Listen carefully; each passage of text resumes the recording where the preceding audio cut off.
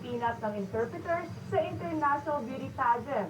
Ayon yan kay 1969 Miss Universe Gloria Diaz. Ayon mang patulan pa ni Venus Ra ang major na pula sa kanyang sagot sa pageant.